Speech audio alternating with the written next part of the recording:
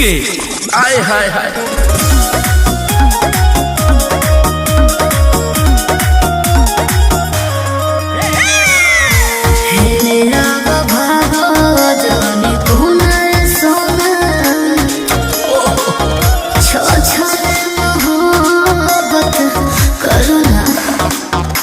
बाप रे बाप का चाहता रू का लभकरी के सबहरी तू ढार देबू का।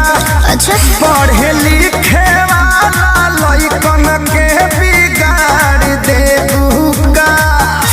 सुनाओ क्या इच्छा से ज्यादा परीक्षा में बढ़िया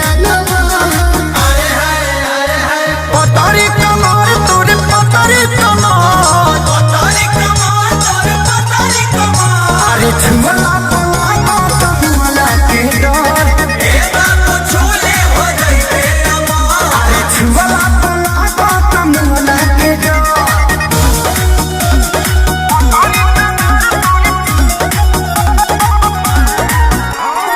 Music by Arya Sharma.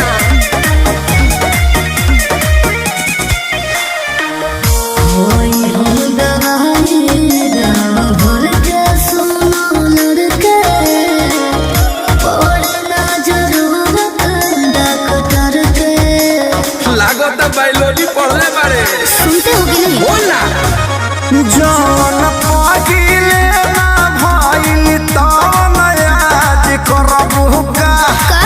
लागे बंटी खेसारी अखिलेश के इलाज करबू का।